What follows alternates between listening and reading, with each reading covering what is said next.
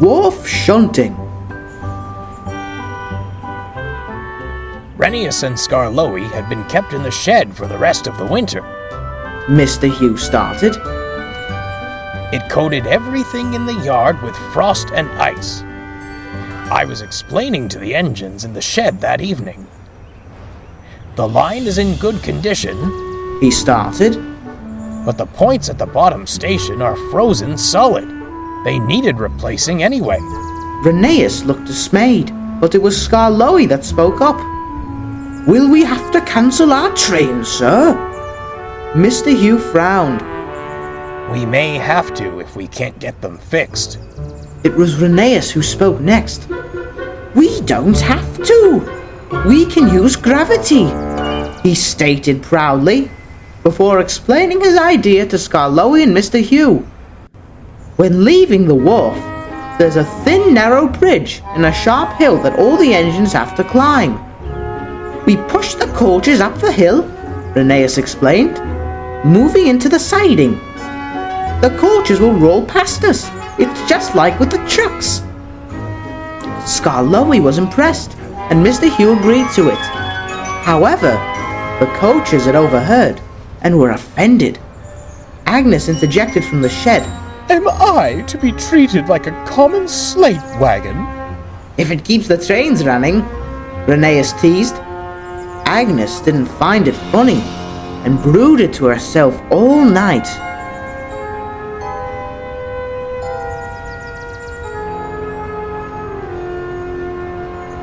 The next morning, the coaches were being difficult and held back as Rennius pulled them to the platform to be cleaned out. Unfortunately for Rennius, one of Agnes's doors had not been properly closed and swung freely as he pushed the coaches to the bridge. As they rounded the curve to the point, Agnes's door swung open. There came a shout. Stop! Look out! Rennius jerked to a halt before Agnes's door could be ripped off its hinges. Whew, that was a near thing, Rennius said to himself. The coaches, however, were very cross. He calls us trucks and tries to rip our doors off. There's nothing for it now. We'll pay him out. Skarloey felt sorry and kept the coaches in high spirits by playing little games when it was his turn out.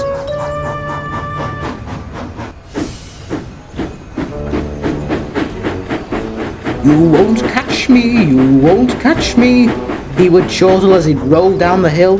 They'd jokingly chant back, Yes, we will. Yes, we will. as they slid past. Rennius was less jovial and would park the coaches at the top of the hill before running safely into the siding and letting them roll past him. No nonsense, Rennius would always say. We've got to be careful in this weather. This gave Agnes an idea, and she told the others her plan. Ruth, Jemima, Lucy, and Beatrice agreed. That'll teach 'em. Beatrice's brakes were always screwed on tight in the cold conditions to make sure there were no runaways.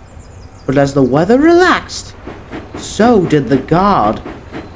The coaches were taken out of their shed for the first train. This is where Agnes enacted her plan. Rennius parked them at the top of the hill and uncoupled.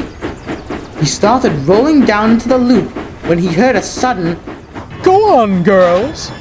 Then it happened. The coaches surged forward. They jolted and stopped, but Agnes kept rolling on towards them. In an instant she hit Ruth, who jumped the track and smashed into Agnes. The first-class coach was very bruised. Her woodwork was smashed, and Ruth's buffers had been bent out of shape. Rennius and the other coaches were unhurt, but the manager was very annoyed and told Agnes as such. You are a very disobedient coach. Scolded the manager. But sir, it was all Rennius's fault. Be quiet. I shall hear none of it.